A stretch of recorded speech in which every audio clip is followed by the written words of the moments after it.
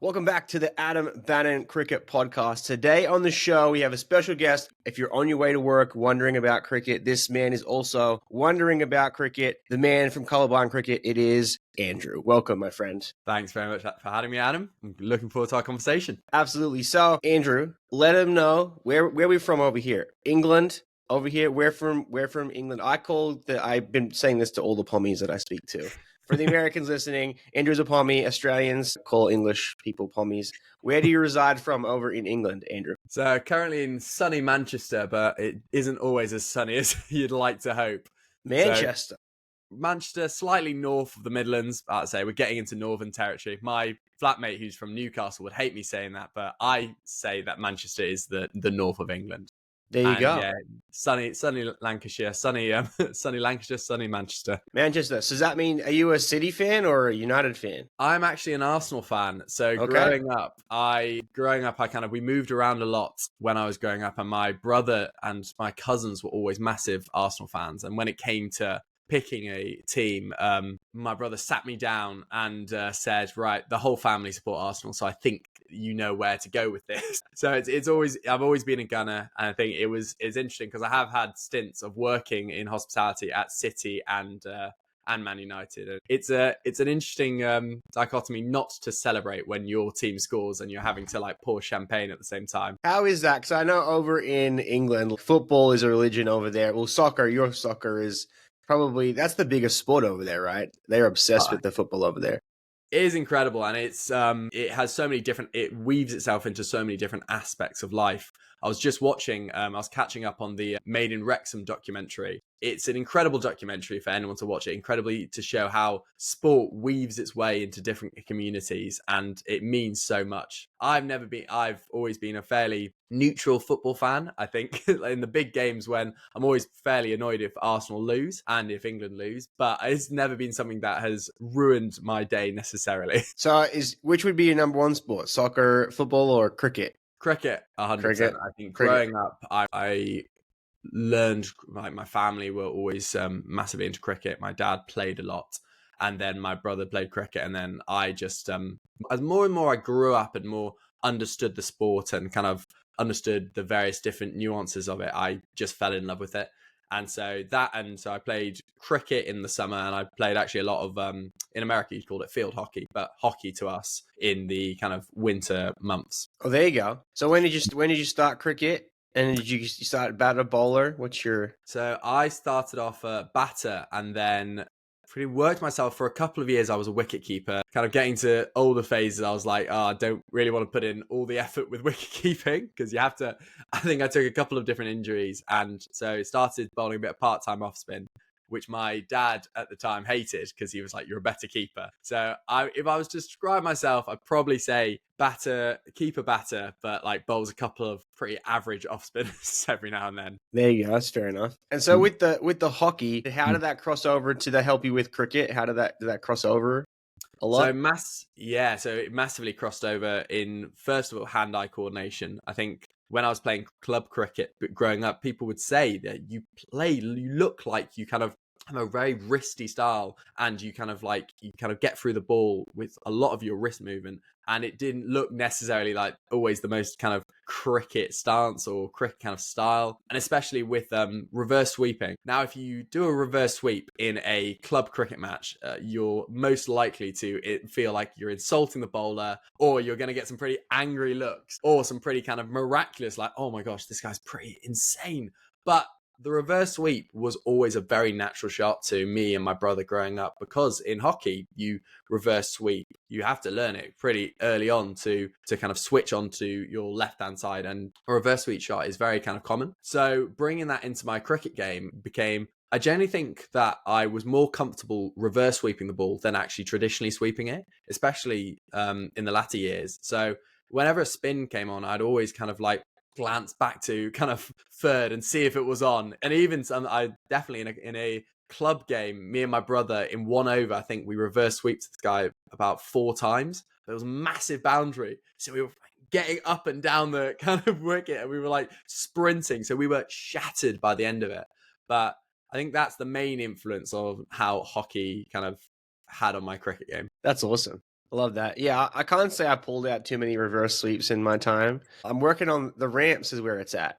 Mm. The ramps is where it's at. I don't know. Are you still playing cricket? I've kind of dropped a couple of texts to one of my friends who lives down south and said, I was like, oh, if you could get me in for a Sunday game, I would very much appreciate it. But I don't, so I don't play club cricket at the moment, just with work, and then working in cricket for before this year, just last 3 years, the summers were always just chock-a-block. Hopefully playing a couple of summer games, but I don't play for a club or anything at the moment. Yeah, for me, I'm just getting back to it. Just this last end of the season, getting back into the cricket. So I know that you had worked in sports or cricket analysis. How was that? How did you get into that? How did that go? And what did you kind of do? What were you kind of tracking at? So I worked for the Northwest Funder and then the Manchester Originals women's team for the 100 and for the domestic competitions that the Northwest Funder play in. They're now called the Lancashire Funder because the women's system went on a bit of a restructuring over the last kind of year or so. So that's restructured. Basically, I was the kind of the one-stop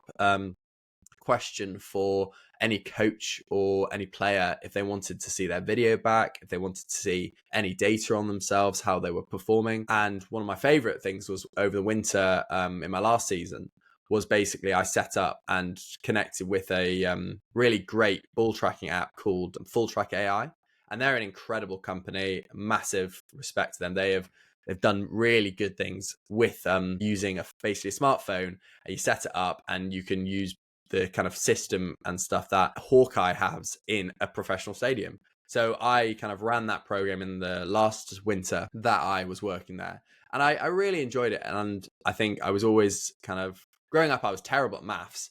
But as soon as I could see maths, how it had a kind of like an impact on sport and how like it could kind of give a bit of an objective measure on sports sometimes, very much that kind of Moneyball-esque idea. I've kind of watched the film about 50 times. That kind of inspired me to get into that. And I think I was lucky enough that I had a couple of different connections and got given a chance by Lancashire to kind of prove how I was going to work and stuff. So I was working that for 3 or so years. And then last season, I kind of, it's a very intense kind of job. I think you're giving a lot of yourself and a lot of your time over in the summer.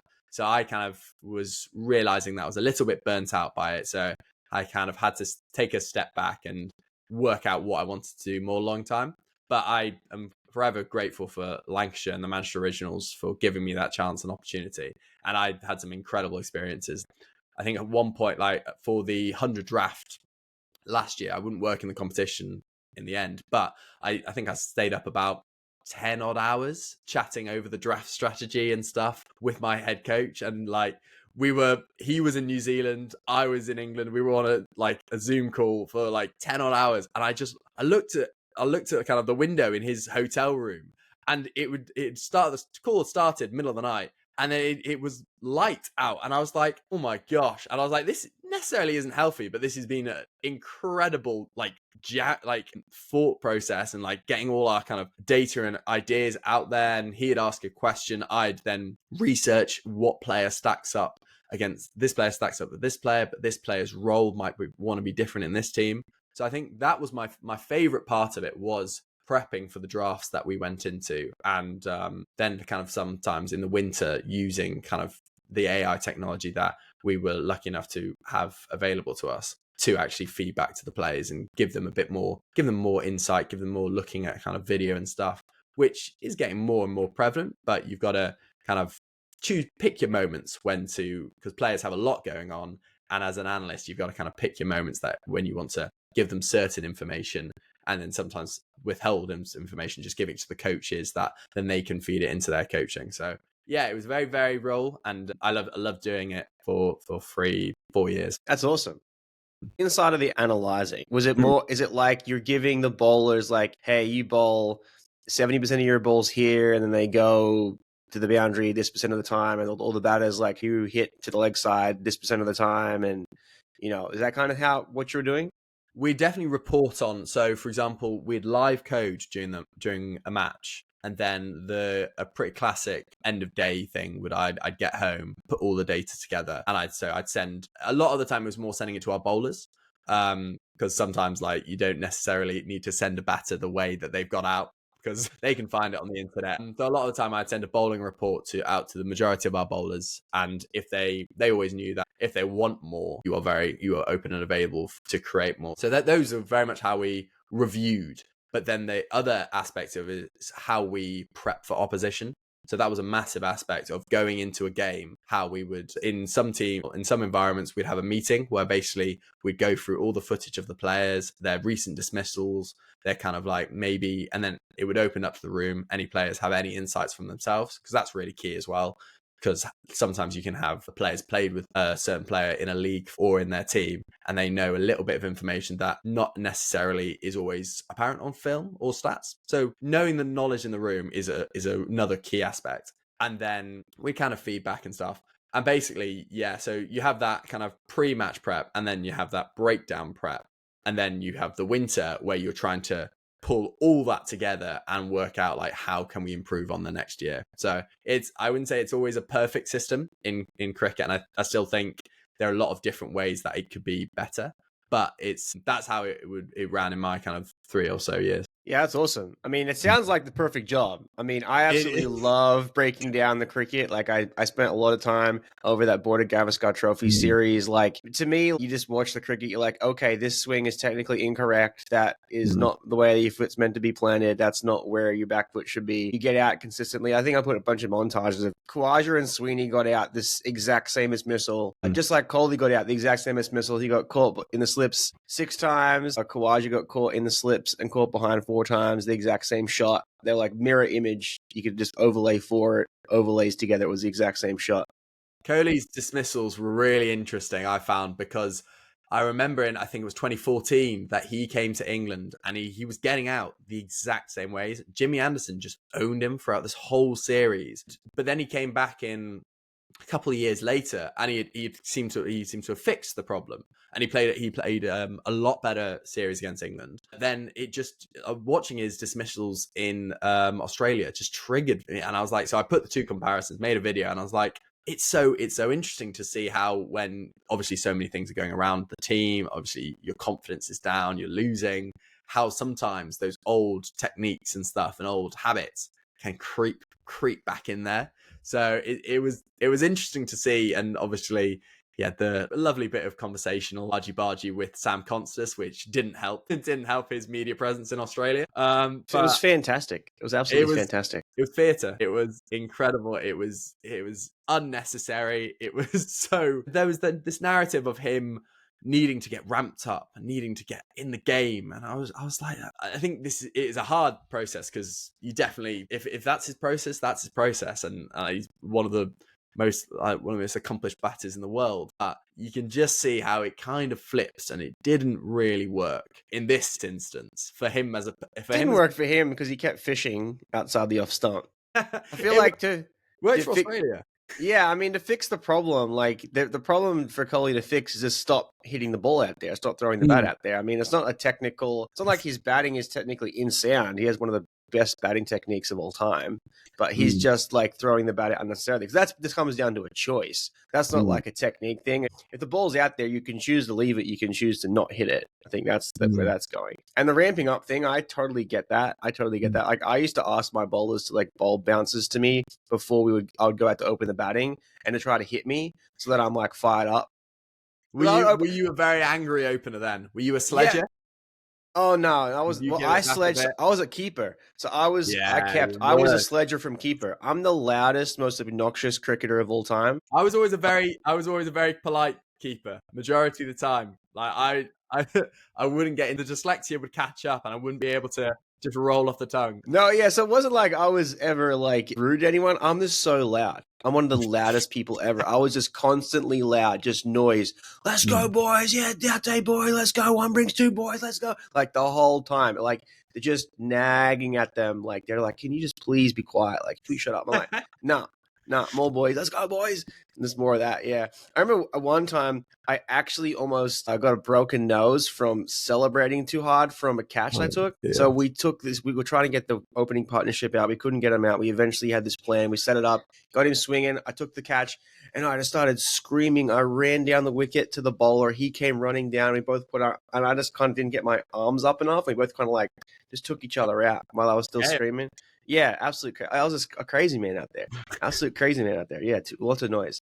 I was also like that in football, in soccer. As a goalkeeper, the other team would just hate playing me because I would be screaming at my defenders like the whole time, like, go here, get back to the middle, go up, get up, back, come back. There's the whole time is screaming. I think vocally, a goalkeeper and a cricket keeper's like on their role and their position on the field are very similar in that kind of motivational and stuff.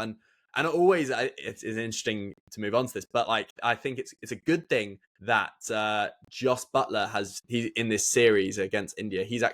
They've given the gloves to I think Phil Salt, so he can be he can be kind of at mid on, mid off, and just have a bit more kind of awareness of the game. Well, not awareness of the game, but time to think about the game, think about the tactical decisions. Because I think as keeper, you have that kind of motivational view. You have to kind of keep talking, keep ramping everyone up. And then you have to do your job every single ball. And I think there have been some incredible keeper captains, but I think sometimes it can be a lot to ask that both of a player. Absolutely. No, this is a good hot take right here. I'm going to clip this for the hot take. What are your thoughts on captain being at mid-off, mid-on versus the captain being at first slip or keeper? I prefer him being in the field is the key thing. I would like them to be, I personally think it would be good to have them mid-on, mid-off. If you have a good slip fielder, the key thing is, obviously, if you don't have a good keeper, now Phil Salt is an incredible keeper, so we can fill that role fine in the England team. But if you don't have a good enough keeper, you need, obviously, Buttler to be there. But if there is that kind of surplus of need, and I think he's obviously got the impetus of being our best batter, so we've got to have him, and that's going to be taking up a massive bit of mental energy and kind of thinking and processing. So I think given that, obviously, he's going to be our captain. And if you can just ease that load on him, ease that, like, he doesn't need to be keeper. So I definitely agree with, I think it's really important being at mid-on, mid-off. You can talk the conversations that a captain can then have with their bowler. If it's going wrong, they need to just kind of be in their ear a little bit. Sometimes some bowlers don't need that. Like, I think you need to be up there. Like, that's one of the big things, like, between Sharma and Cummins. Like, Cummins was always at mid-off, and Sharma's at first slip. And it's like I believe you create, like, like an elitist, like, area of the ground where you've got the boys club kind of in the slips caught in, and then everyone else is in the field. I don't like that look.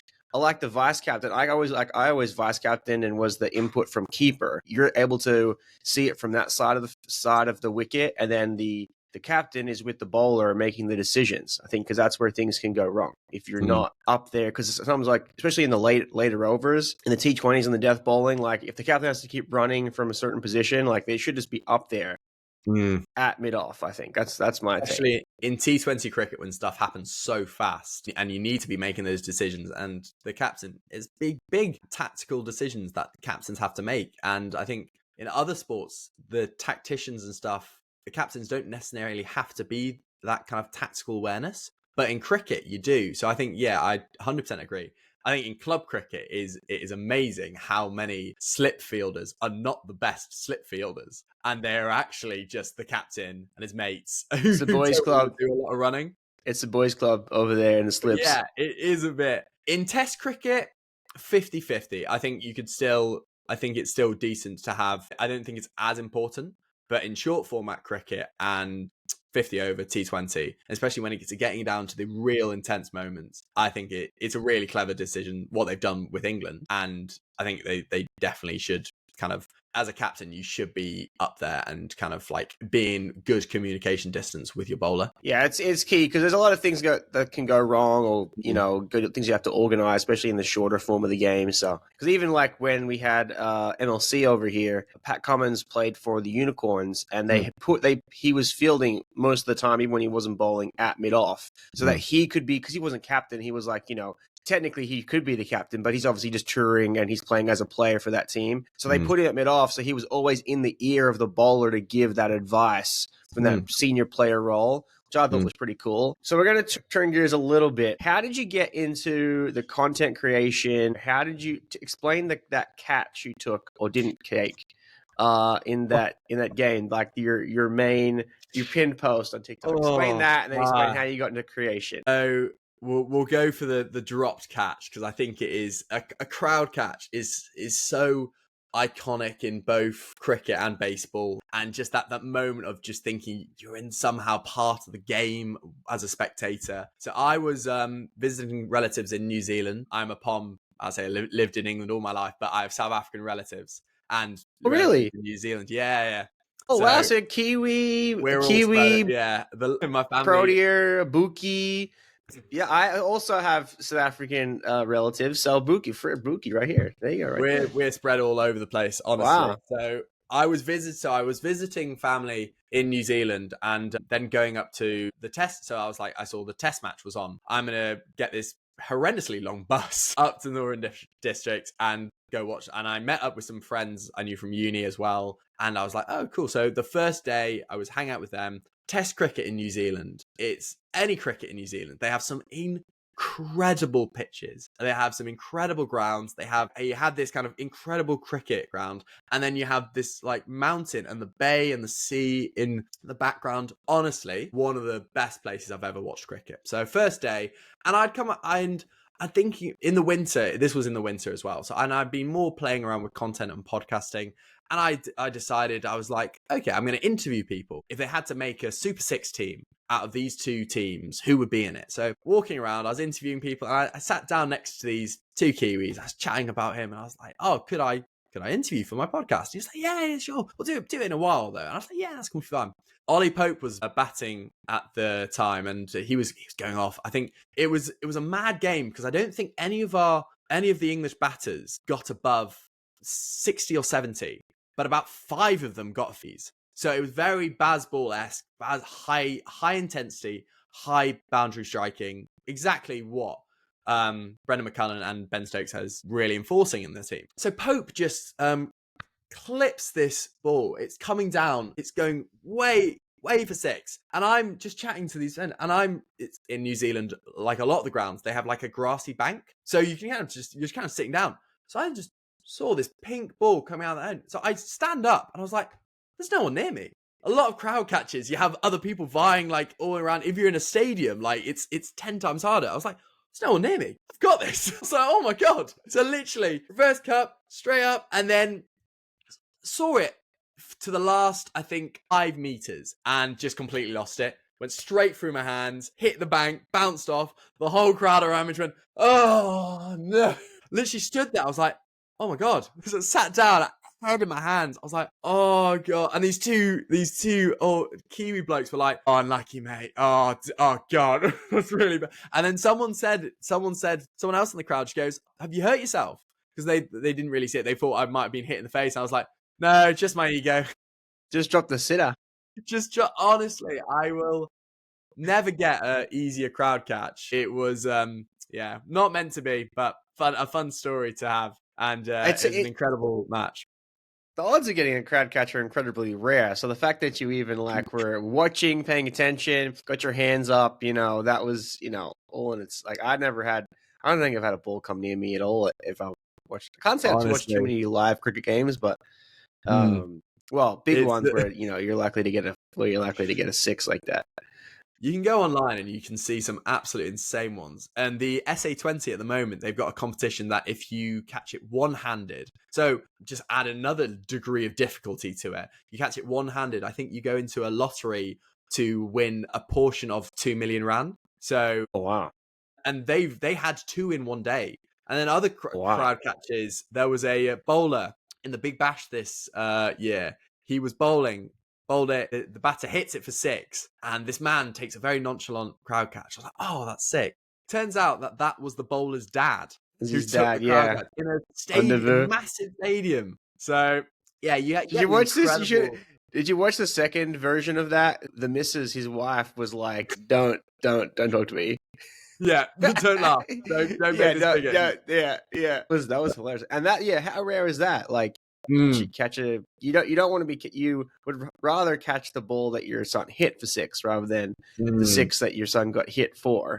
But Yeah. still a pretty fun story. No, absolutely. Right there. But So yeah, that kind of led into your content Mm. creation starting. So I think whilst I was an analyst, I was always looking to connect to people in the cricket world, and I was always looking to reach out and just have discussions. And I've always been very interested in people and people's lives and people's stories. So I think very much started with the podcast that I don't do as much anymore. I'm kind of working out to create a different podcast, to be fair. But I started just interviewing analysts. And I interviewed a number of analysts. I interviewed one of my real heroes in cricket journalism and cricket media and cricket analysis, Jared Kimber. He does some brilliant stuff out there with video essays on all aspects of cricket with a data theme running kind of through them. And so I interviewed him, and I interviewed a number of other different analysts and stuff, just talking about personal experiences. And I really, really enjoyed the kind of the format of podcasting, because I think it's just very personable. It very much suited how I wanted to make cricket content. And then that kind of worked into now taking some time off from kind of working cricket after I left analysis, and then kind of feeling a bit more engaged and wanting to engage with it a lot more and wanting to kind of be more creative. And some of my favorite memories whilst being an analyst, like I would mainly do pretty heavily podcasting over the winter and pretty heavily thinking about content and stuff in the winter months. But then when it got to the summer, it was just way too busy. Like you just had a completely packed week that I was doing analysis, doing various different projects, going to games, coding games, breaking down games. Like it just, the schedule was, and it is very intense for a professional analyst. One of the moments that I loved the most, there are a couple of moments. One was when we talked about a plan to a specific batter the night before, and then literally the next day, Kate Cross dismissed her in the part and parcel exact way that our plan had created. And that was probably one of my favorite little kind of moments as an analyst, that I kind of, obviously your player delivered and your player is 100% for executing that plan, but it was just a fun moment to be involved in that planning process and to get the data and video in front of a player to execute on that. And then one of my second favorite moments was, it was coming to kind of the middle to end of the tournament in the last year that I did the 100. My head coach said, Andrew, do you want to put together kind of like a montage video of the team and how they did, just celebrating every individual player and their performances? And I was like, well, it's not really my job, but also inwardly I was like, I can do that pretty well, to be fair. I can nail that. So I spent way too much time for what I should have putting it together. I was messaging players about what different girls' favorite music was to put in their section of their videos. I kind of asked the media team to drop me some various different things. I pulled stuff off about Manchester, gave it like a Manchester Originals theme, and I just loved that process. And it never got posted or anything. We just put it on in our change room before our last game. And it just got this, and I think I'm quite a reserved guy at times. Like sometimes I'm kind of a little bit of an introvert at times. So, and then everyone was kind of like, oh, and my head coach shouted like, well done, Lushy. And I was just like a bit like quietly happy and quietly kind of content with what I'd kind of created, and the kind of, I think the emotional response that I got from the players and stuff, which I just, because a franchise tournament, you go through such highs and lows, and you can be winning 1 second, you can be losing the next, and the roller coaster you go on is an experience that is very unique. And to kind of encapsulate those emotions and the kind of the journey that we'd been on as a squad, it was just, it was really kind of impactful for me. And so then when I kind of took a break from cricket and then started creating content again, I kind of I was a bit nervous at the start, because I was like, well, I don't work in professional cricket anymore. Is my thoughts or my opinions valid? And then I was kind of and then I put a video out about the fact that I'd have to leave cricket for my mental health and for personal reasons, and I got a really good response from that, and that kind of made me more excited and more kind of inspired to do more stuff like that and create more. So got a lot. I'm only just that kind of starting to find my feet with it and starting to kind of really get some head speed with it, but really enjoying the process and kind of really enjoying the kind of learning about how it goes to put together a decent video, put together kind of a podcast and stuff, and then kind of put it out there, get feedback, ignore some of the feedback from the comment section, and then that whole kind of process and stuff and how it links to something that has always been incredibly important in my life, which is cricket. Yeah. I think that's one of the key things is like my big takeaway from some of this is like, you don't have to be a professional cricket person or whatever to have an opinion on cricket or understand the game or be able to teach the game. You know, like coming here to the States, like just the level of cricket I played and how much cricket I played is just far more than anyone over here. So anything that I'm able to give them is just an absolute leg up. And I don't have any degree in cricket, you know what I mean? Like it's not like you have a degree. If you play cricket for 15 years, you're gonna have knowledge and insight and understand how the game works enough to like get someone from A to B or like analyze or be able to notice. Maybe not everyone is able to notice what's going on or notice like a technical flaw in the technique. I guess I was a little lucky like that my dad is a coach. So my dad he coached not only my sister's team, my sister also played at a super high level. And so he coached her team. They won many championships. And then he went on to coach like state level boys cricket and coach more women's cricket and things like that. Now he does professional umpiring and does academy work and stuff like that. So I kind of had like I was coached through him. And I actually spent many summers coaching under like Australian test cricketers like Doug Walters, Dean Jones. I spent like my summers doing academy work with them. Not everyone gets the ability to be trained by, you know, Australian like professional international cricketers, which I had the honor of being able to do that. And one of the things that like I feel one of the things that held me back, I believe in the cricket scenario was like a fitness thing. Like I was a big kid. I don't know if people notice this, but like I used to be like really big. I was like 230 pounds. Do you guys use pounds? You guys use kilos or stones? What do you guys use? I think we mainly use pounds, but I think for the majority of the time, another funny thing about being an analyst, we have to measure the boundaries before every game, and we do not use feet. We use meters. And so very much we don't mess around in those kind of scenarios.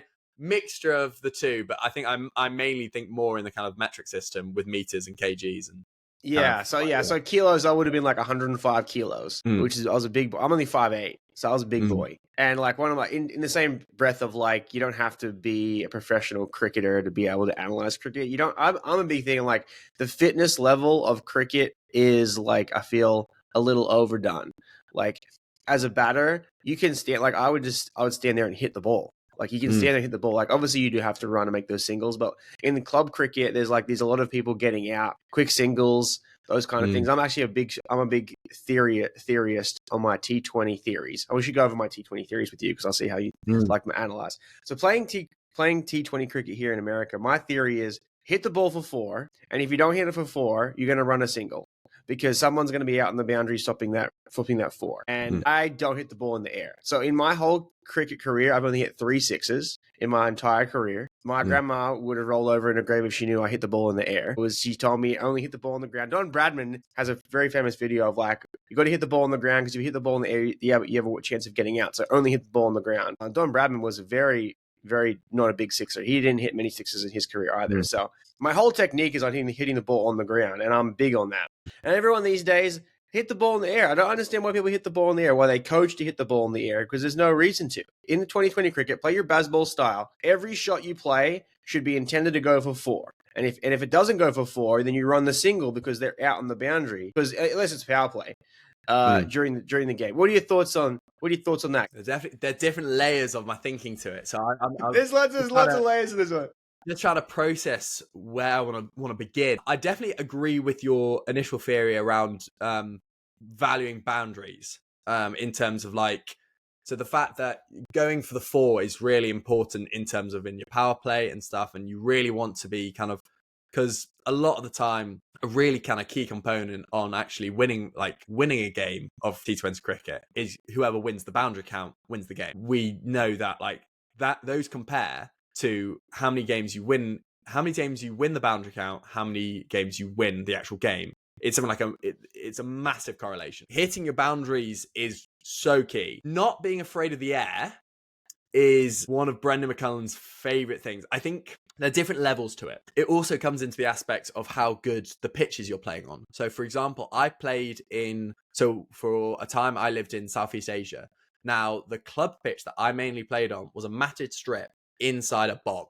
the outfield was a bog. Like, me trying to hit it on the floor was always going to be a 1. So I'd clip it off my pads and it would always just be a single. Now, your return on that isn't that great, but we'd had these Indian and Pakistani expats who would come in and they would just smash it. The power that these guys would have, and they wouldn't be as scared of hitting in the air. So in that specific environment, going for 6, you have way more rewards if you hit 2 6s and get out, and then potentially someone comes in and does it after you, than if you kind of like nerdle it around and stuff, because you potentially have taken up more resources. And the other thing is obviously you're competent, how good your cricketers are, and how good, like, what's happening in the game and stuff. This is the analyst just fucking so many. Yeah, no, this is perfect. Aspects. This is great. But I wouldn't be afraid of, if you're in the power play, I wouldn't be afraid of trying to clear the field, because you have. Oh yeah, that's fine. That's fine. Power play massively, because you have 2 chances of getting caught on the boundary if you're normal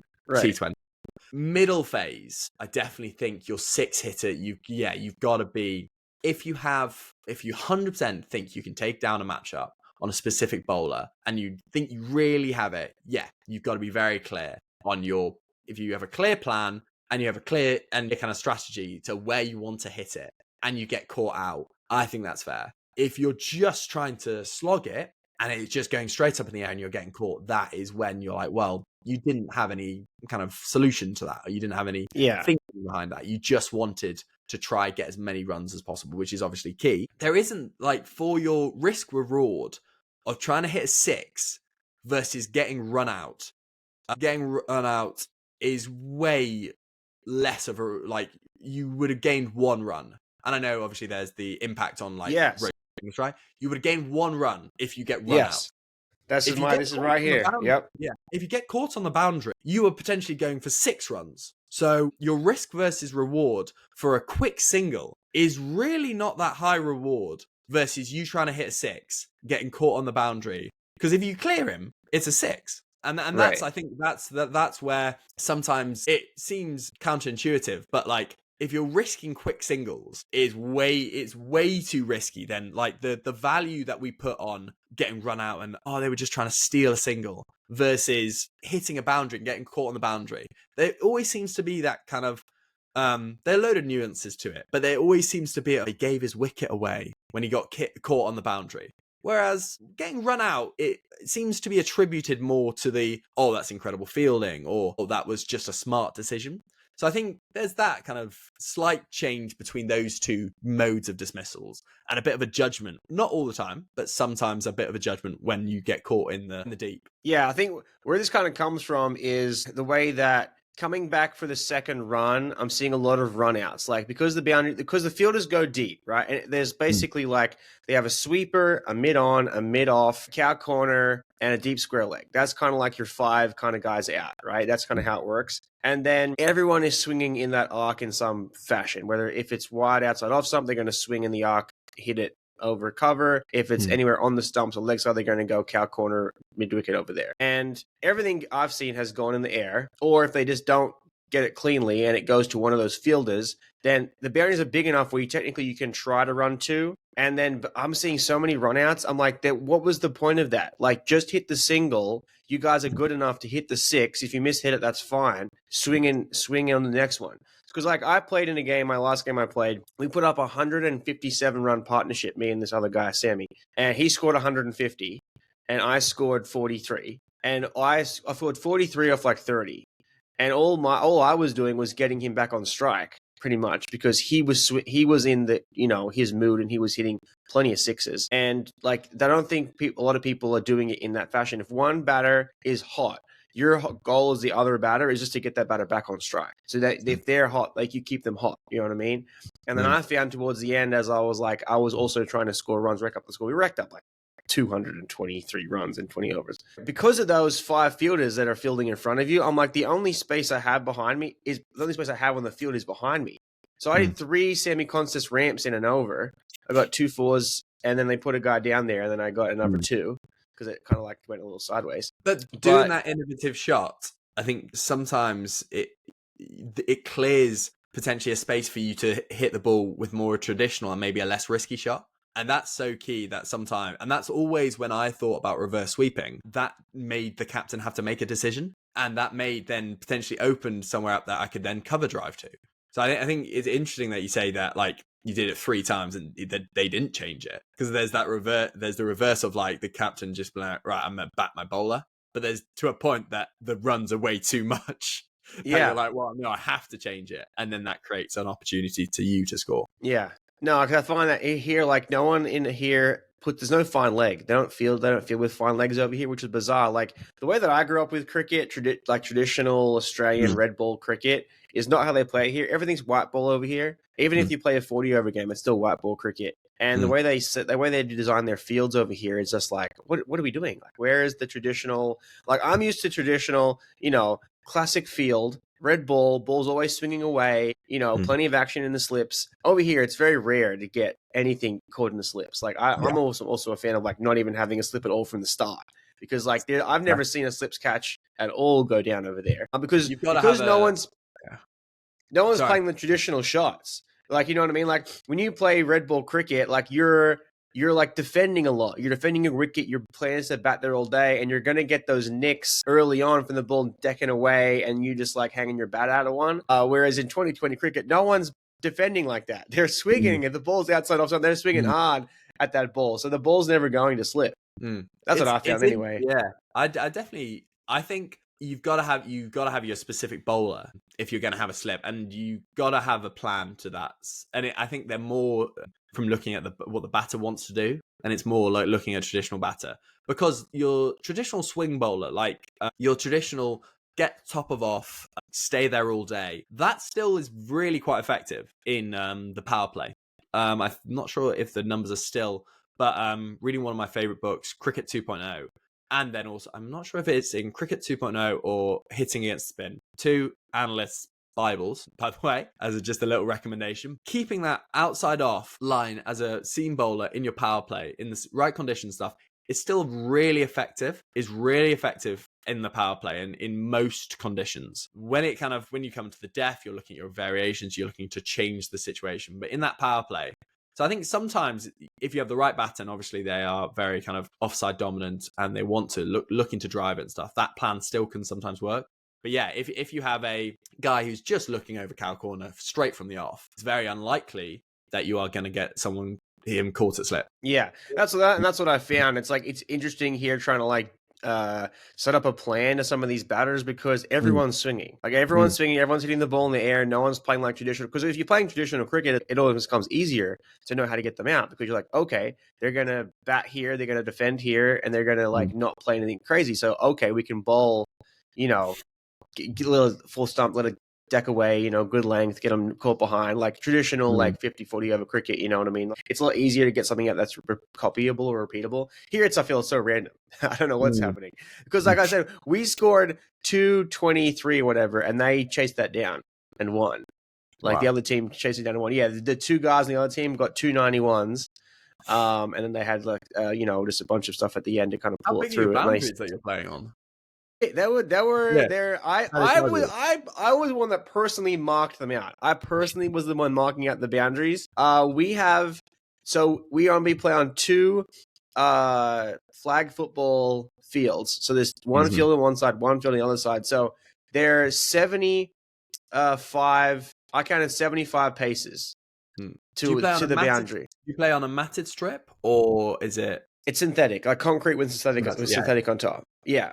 Yep. So the boundaries were a pretty decent distance. It was just like we hadn't had rain for a long time, so the outfield was super fast. And yeah, I mean, I hit plenty of 4s, and it was just, if you hit the gap, that's my thing. If you hit the gap, it was a place where it rolled for 4. I like in your analysis, like when you said, in that field where that was boggy or whatever, like that makes a difference. There is a field nearby here where I played one day that there was like 9-inch grass. Yeah, so that is like one of those things. I guess in like the traditional sense, it's like if you played on a regular manicured field where the ball runs and there isn't like potholes or 9-inch grass, like I'm just a big believer in you're having a positive, true cricket shot that the ball distance will roll for 4. That's kind of like my intent when I'm playing. That's that. We're gonna switch gears a little here. I know you have your A's cap on. You mentioned Moneyball. Yeah. Big into the baseball, and are you follower of the A's? Not massively. I think it's interesting the way that the A's have gone these days, because now they've been obviously sold to Las Vegas to be moved to Las Vegas. So it's actually quite a sad story these days, and it kind of takes away from. I'm rereading the book at the moment, and it takes away from the ingenuity of kind of having a data insight that you kind of exploit that the rest of the league isn't exploiting. Now, teams have done this in cricket in various different ways, and I think they've kind of, it's the overvaluation of test batters. Like right at the start of T20 cricket, people were buying your incredible test batters when in actual fact, if you looked at the value of someone like a Shane Watson right at the beginning, he was way more important than your like your Mark Boucher. But that was it. So the kind of de-evaluation and the kind of evaluation of bowlers, these like in a slightly less era, when you spend a decent amount of money on bowlers, you can get a lot more value for money than if you spent that same money on batters. And that's the classic crux, has always been a problem for Royal Challengers Bangalore. And I'm going to create a video series, hopefully, on this, that they've always invested heavily in their top 4 and top 5 and their batting unit. And then necessarily sometimes haven't had the funds to create a well-balanced squad. So I think that's where the kind of interest in Moneyball and the A's story has come from. And the initial... seeing that kind of the flawed logic that sometimes sports creates and sports culture creates in just itself, and seeing someone who's clever enough and seeing a group of people and a franchise who's clever enough to exploit that and to actually be kind of to go against traditional kind of thinking and stuff. And cricket is still, cricket at some points is still very full of that. And it's something I've come up against, an immovable object of cricket wisdom and cricket kind of spirit sometimes as an analyst. And I have various different friends who are way better at being able to navigate that kind of path. I think that's where kind of really the A's story speaks to me, in terms of seeing something, finding a logic, being able to prove it with statistics and with to a degree, and being able to sell it to an organization to buy into it. A bit of a sad story these days that they're leaving Oakland, so it kind of has a little bit of a sad tale that the franchise and the money was never being put back in properly, and they would have players that they would then sell pretty quickly to get better value players, and it kind of has a bit of a kind of sour taste these days. But from an initial start point, that's where the interest came. And I think I film most of my stuff in this hat and this sweatshirt. So just out of ease of just when I need to kind of create content, I chuck 2 things on and I'm fine. Yeah, no, I do the same. I'm wearing generally the same shirt, the same hat all the time backwards. I don't think people... I only ever made one video with my hat not on. I was like, even I watched it back. I was like, oh, I didn't wear my hat for this video. Didn't know this, but people know that I have lots of hair. Exposed. Yeah, I have a lot of hair under there. I mean, I used to have a huge afro. I used to have a massive afro. So for me, my hair is quite short now, and now the beard just gets longer and longer. So no, on that is a little hot take right here. So for the water take thing, I have a take here. I believe the way that you were phrasing your line makes me believe that you have the opposite take to me. So this is going to be interesting. So my take, I'm gonna say what you think. I think what you said is that you value high value bowlers inside of your T20 side. Right? Is that kind of what you were saying? Okay, so my take on this is, for a T20 side, you should just have 8 batters. You should have 9 batters. You should have 11 batters. And you should have 5 of those 6 of those guys should be able to bowl, like all-rounders. I think the whole lineup should be batters, and then you have like half the team. There's like all-rounders. Like everyone from 6 down should just be an all-rounder, and then everyone can bat. That's my hot take on T20. What do you think? It's okay to like tell me that you think I'm absolutely nuts. The interesting thing with that is that the problem with all-rounders is that no one's really a true all-rounder. Like, you only have a very few people who can really smash it on both. In baseball, the baseball example is Shohei Ohtani. Like, no one is able to bowl, is able to pitch and hit like he can. And in cricket, I feel like the all-rounder term is chucked around very loosely. I much prefer when people are saying batting all-rounder or bowling all-rounder, because there is always a imbalance, and there is always apart from a very select few, a very couple can really claim true all-rounder status. T20, yeah, you need to be able to bat that lower down. I definitely agree with that. But the thing is, say I'm a franchise owner and I have a kind of team around me who I'm wanting to put money into. You pay a top level batter to open your batting. He potentially is only going to he on his worst day is facing one ball. A top T20 bowler, he's going to bowl. There's unless he gets hit out of the attack, he's going to bowl me that 24 balls. So just from that point of view of where I want to put value in my team, especially in the early days, it's less so now because people are kind of catching on, but bowlers were criminally undervalued and they were criminally not seen for how important they were as a defensive tool, and specifically bowlers to your home conditions. So for example, very cleverly, clever IPL teams went out and bought bowlers that would perform best at their home venue. So then they could win all their home matches. And that's really important as well. So it's hard because T20 cricket is about batting and it is about big scores. Actually, if we look at the Big Bash final, you've got Mitch Owens absolutely smashing it out the park. And he took that final away from the Thunder. Now, all we needed was potentially one bowler to be able to take his wicket or step up. And then we've removed their most dangerous player. It didn't happen. Got on a roll. He just absolutely just took the game away. But that's where the kind of your bowlers in T20, the value is they're really important defensively. And it's the yin and yang. You can't have a rubbish team of batters, but you do need to be careful about how much resources you are putting forward to get the absolute best batters, because that's what RCB have done. They've invested millions in your Chris Gales, your AB de Villiers, your Virat Kohlis, and they have been incredibly successful. They've broken batting records with that, but they still haven't won an IPL. And it's starting to turn around though. I vehemently believe that RCB with Mo Bobat and Freddie Wild, who's the analyst that actually wrote Cricket 2.0, and you've got Andrew Flower at the helm there. I vehemently believe that in the next, maybe not this year, maybe next year, that they are putting themselves in the best position to win an IPL. I think it is a matter of time before the luck falls their way a little bit because they're making the good strategic decisions in their team. The RCB fans are not exactly happy at the moment because Livingston, Bethel and Phil Salt are not doing that great in this series.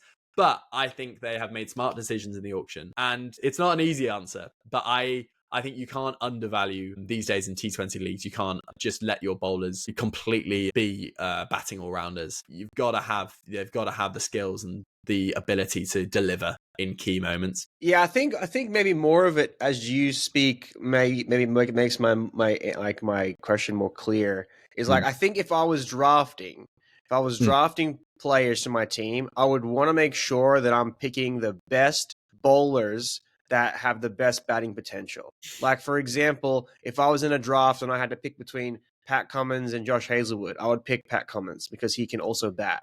If I had to pick between Zampir and Rashid Khan, I'd pick Rashid Khan because he can also bat better. He can save you a game. You know what I mean? I think that's the way where I would be thinking. If I had to pick between one or two bowlers that are on par with being significantly bowler first, really good bowlers, I'm going to pick the better batter for my T20 side because Rashid Khan during the World Cup, saved Afghanistan a couple of times. He's great for MI New York. He saved them a couple of times. That's a really good example, I feel, of a bowler who can actually win you a game with his bat. Same with Harmeet Singh. Harmeet Singh, great for Team USA, very handy with the bat. I spent that video about him. He's the most underrated spinner, I think, going around in the T20 world right now. Also, he's very good with the bat. He helped us almost beat South Africa. He was 6 inches away from hitting a six that would win us the game against South Africa. And that's kind of my point is I want to have batter. If I was to pick a team, I would want my bowlers to be bat also that could also bat. You know what I mean? That were just as good if I had to pick one or the other. I agree with you in the sense that in T20 cricket, you have less of the batting tail. That is way shortened. I think you could probably get away with two bowlers at the end who can't hold a bat, who really are kind of not good at it. As a bowler, they do go in and they practice their hitting and they practice. It is a skill that you need to be good at these days. So I definitely agree with you that your tail needs to be long and / doesn't need to be ineffective, but you still need to be able to Because if you undervalue your bowlers, then you just basically, you are putting more runs on the board that you are either going to have to chase or like defend against. Does that make sense? In terms of you're making... Yeah, no, it makes sense. Yeah. And it's obviously the yin and yang of it, because you can't do one massively without the other. I think it's a hard balance to get, and it definitely having some really good quality all-rounders in there. Like, and I'm talking about quality all-rounders that know their role in a team, and that's key as well, because T20 cricket and has created more of, you have not necessarily batting numbers, but you have batting roles. So, for example, if I had Rashid Khan bowling, he's taken two key wickets. I look at my batting lineup.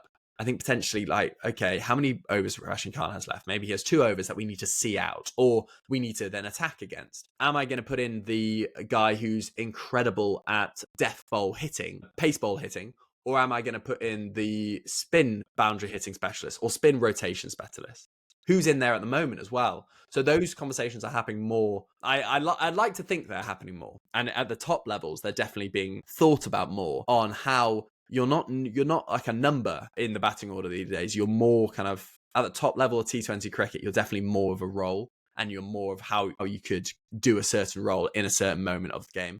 And I think that's way more strategic, and it's way more thinking cleverly about cricket, especially T20. Absolutely. Yeah. I'm big on that. Just saying with you, because when I played cricket, there was no T20 cricket. I never played a T20 game in my life. Just last year, I played my first T20 game. And traditionally, when you're playing 30, 40, 50 over cricket, you have your opener. So I opened, and your job is just to see out the ball till drinks. Like, if I got to drinks without getting out, job done. If I go on and score some runs, awesome. But like, it's more of a team role rather than a best batter role. Your best batters are going to come in.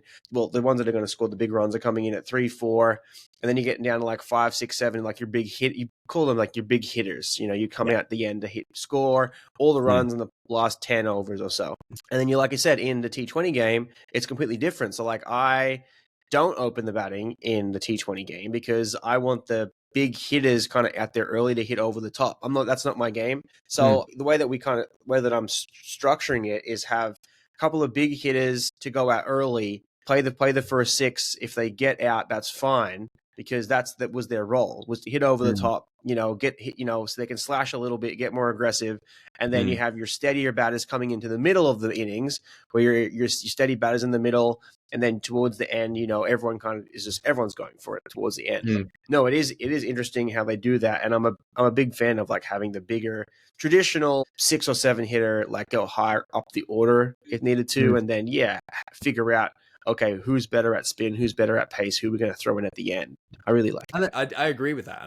But there's definitely the kind of more traditional look that if the big hitter stays in, then he's got his eye in, and then he's able to keep going. So, for example, a lot of the time when I was playing in Southeast Asia, we probably had 3 batters that could like bat for the majority of the time and get us to a score. So I never went out and felt like, right, I could go out and bat with utter freedom of the rest of my batting lineup getting out. So I feel like it definitely depends on what team you're in, and depends on what kind of like, what do you want to achieve, and how can you best achieve getting to the best score. And that's really key as well, to know those nuances with your specific group. And I think that's what I've learned from being around some pretty cool and pretty good coaches, is that there is still space for that nuance as well. It's just the analytics and the kind of maybe out of the box sometimes thinking around sport is also can be, those two things can be the same, can both be allowed to be relevant and important. Yeah, absolutely. So I know that you are a big Eagles fan, and you had a big win the other day. How did we get involved with the Eagles? American football fans are probably going to hate me, but I had 2 teams. This is the most random allegiances. I think the reason I supported the Vikings more than initially, because of growing up, I watched a lot of How I Met Your Mother. Oh my goodness, bro! No and way. Marshall is a. The show hasn't necessarily aged well, but Marshall's character was one of my favorite, and he was a Minnesota Vikings fan. So enjoyed watching them a bit. And then The Eagles, I think there are a couple of different films and media that I just watched about the Eagles. I watched the Jason Kelsey documentary. I think before that there was a Mark Wahlberg. The name of the film escapes me, but there's a Mark Wahlberg film where he is a bartender and then goes for open tryouts for the Eagles and then gets onto the Eagles roster. And it's a true story. So that was I remember being influenced by that film. And then I just kind of seeing a lot of the culture around it just kind of seems to kind of be my kind of vibe. So paid more attention to Your it. kind of vibe. I think that has to be the most incongruent statement I've ever heard of all time. You do realize that Eagles fans are the craziest people of all time, right? Yeah, maybe not the fandom. I was more, when we won the Super Bowl and then the Philadelphia Eagles fans were just destroying the city. I don't think I necessarily related to that kind of vibe. They're doing it. They're doing it now. They were doing it all weekend. Yeah. But I think maybe not that kind of vibe, but that kind of a bit kind of like a bit kind of style, a bit kind of dog eat dog energy. Maybe not related to that, but I respected that, and I was like, okay, this is the kind of team. And I watched a fair bit of Always Sunny in Philadelphia as well, and they were Eagles fans. So yeah, those kind of amalgamation of cultural references landed me with now being more of an Eagles fan probably than a Vikings fan, because they're also rivals in their conferences and stuff. So it doesn't necessarily work, but it would be nice to get a Super Bowl win. The Chiefs are incredible as always, and they are winning games in frustrating fashion, which I feel like the whole NFL fandom seem to hate. But I would definitely be staying up and watching the Super Bowl. For sure. Yeah, no, at this point, like, to be honest, if you're not in Philadelphia or you're not in Kansas City, you hope both teams lose. At this point, you just like, they're probably the two of the most hated fandoms, honestly. Mm-hmm. Like, from my perspective, being here in the States, everyone hates the Chiefs if you're not a Chiefs fan, because it's just as if they're just cheating with the refs or whatever. Mm-hmm. And then the Philly, like, most Americans hate Philly because of the fans. That's really what it's about. It really isn't much about the football. The football has been great, and obviously the Kelsey story is also very good. But the fans are nuts. Like, they're like just known as the most disrespectful fans and all that kind of thing. And especially like, so in my area, like we have Giants, Commanders, Cowboys, and Philly. And like, if you're a Giants fan, you obviously like hate the Cowboys, you hate Philly. You don't really care too much about the Commanders. I was surprised that they went as far as they did. Our conference over here over the past few years has been very dominant. It's structured quite strange over here, the way that it all works. Because technically it's two separate leagues running their own championship. And then the two champions from each league, you got to play in the Super Bowl. Because I believe the Super Bowl happened last weekend. The Super Bowl was Bills Chiefs. That was Super Bowl. You know, obviously they'll never be in a Super Bowl together because they're in the same conference. But that was the game. That was the incredible game. Obviously, Eagles and Kansas City will also be a good game. But yeah, I think a lot of people will just be one of those ones where you're hoping both teams lose. Yeah, interesting. I think, that's a fair assessment. Yeah. I think the Chiefs have that kind of Tom Brady-esque era Patriots kind of hatred, and obviously the fandom is an interesting point because obviously I don't see that as much, but definitely seeing those videos of the last time the Eagles won a Super Bowl was pretty intense. So they go. Yeah. It's absolutely it's insane. Any final thoughts, Andy, before we wrap this up? Do you have any questions? Anything you need to know? Anything you want to know? Anything you've ever wondered?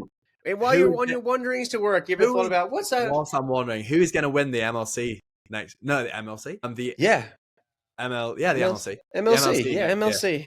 Who are you backing? Who am I backing? We haven't done drafts. We haven't done anything on those levels. We haven't got retained players at the moment. Yes. Yes. So I'm backing the Orcas. Orcas are my team. Got to back the Orcas over here. You got some of the South African boys out there. You've got your it's South Africa A. Yeah. South Africa A side is the Orcas team over here. I think I'm a big Harmeet Singh. Big believer in Harmeet Singh. Love what he does over there. I think the ones to look out for here is going to be to see like what happens with the signings in San Francisco, who they keep over there. Obviously, the big team is the Washington Freedom. That's Australia A. Yeah. So that's Smith, Head, Maxwell under Ponting. That's right. And then San Francisco is working under Watson. That's incredible. And I was trying to talk to some Americans about like, you don't understand these coaches. And like, yeah, you don't understand like who's running these teams and like how significant that is for cricket here in the US, because these are like the golden era of cricket. You know, we know the golden era of cricket, and they're just such amazing cricketers, and the experience around that. So yeah, I think it's one of those things like with the T20 cricket, the margin is so close. Like anyone can beat anyone. That's like my theory on everything. Like USA beat Pakistan, you know, like, and then that started that whole this is how this whole thing started. Was from that game. But like, it doesn't matter if you're what international team. It's simply 11 players against 11 players, and it's just you're one wicket away from getting a wicket. Like you're one ball away from just getting a wicket, and the margin of error means anyone can beat anyone at any time. And sometimes it seems like, oh, someone just absolutely smashed someone, but there's that same side of you can get rolled really quickly and then have the win. Like, so that's the thing I really like about the T20 game, and having it over here, seeing the USA players get involved with the international players. It's just so tight. It's just so it's incredibly tight over here. But yeah, I'm gonna be rooting for the Orcas. That's who I'll be rooting for. Do you have a team in the MLC? I don't, I have to say. I kind of looking around at various different teams that I haven't because it's on from the last couple of years. It's obviously been on and around our summer, so I haven't been able to follow it as closely as I'd wanted to. But potentially this year, I want to kind of keep it. I think the growth of the game, and especially how T20 grows the game, is brilliant to see. And like you've got game growing in like America, you've got women's game growing in Brazil. It's just I am very passionate about how short format cricket and T20 cricket is such a vehicle for growth in different parts of the world. And obviously has the very flashy stage in India and in franchise leagues, but it can do a lot of good, and it can grow the game that we all love and really care about in parts of the world that can't have access to the resources and stuff of the longer format cricket. Yeah, absolutely. No, I'm a big believer of the T20 game. Like I said, I never played it, but that's the way that they're moving, and it's a way to get other countries involved. It's a way to get people involved, because traditionally it's a long ask for someone to stand in the field for 8 hours a day and then come back again tomorrow and do it all again.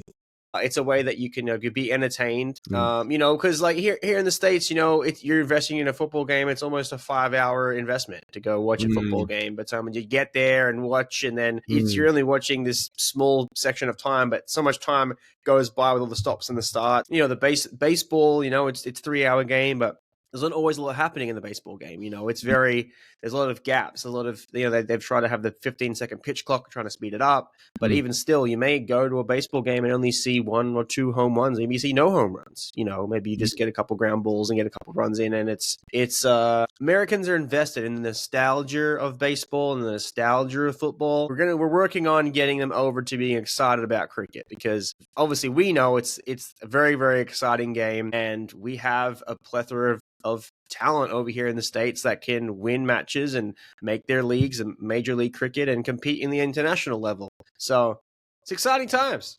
Very exciting. It's exciting. Sure. It's exciting times. Well, Andrew, I'm sure this will not be our last pod. We had a pretty good run at it. I feel like we could have gone another hour. Oh, 100%. Many more things. You'll have to come on mine. Yeah, absolutely. Still thinking of the name, but you'll have to come still on mine. Thinking of the name. I think one of the things that I've learned we started this pod before I launched it. Well, technically it's still not launched yet as we're recording this, but Beyond the Boundary was the thought of it. And then a lot of people reached out and said that, there's a West Indies cricketer that has a book with the same name. There's also like an anime series with the same name. Technically, I don't have the rights to it. So that actually getting the kind of reach out there of a specific unique like IP, quite hard. Yeah, so I think that was just like the concept that I'm rolling with. But technically, as I've started these pods, it's just been like the Adam Bannon Cricket Podcast, which I think is where I'll inevitably land on the title for everything and the way it links to YouTube and everything. I'm just going to roll with that as my thing. Yeah. I think sorry to interrupt, but I think with creating stuff, what I've found is that create first, try like get a process out, get some videos out, and then you can tweak later. I think one of my kind of podcasts that I'm wanting to put out is is a little bit further away from cricket. It's about kind of people's career journeys and career leaps and I haven't nailed some of the themes around it, but one of the things I need to start doing is just asking people to come on and stuff. So I definitely need to stop that kind of like procrastination stage, because with anything creative, you can get a little bit too hung up on that. where you can very easily change the name of a podcast in a kind of a couple of months or a couple of years, or like a trajectory of it. So I think create first and then kind of strategy and plan as you learn from that is my takeaway from what I've done so far with creating content and stuff around cricket. Yeah, it's exciting. So that's a wrap. That's a wrap, guys. Thank you very much, Adam. Now, Andrew, so ColourBlind Cricket, that's where everyone's going to find you. ColourBlind Cricket, YouTube, Instagram, TikTok. I'll have all that linked below. And thanks again, mate. Brilliant. Cheers, Adam. You got it. Okay, guys, we'll see you in the next one.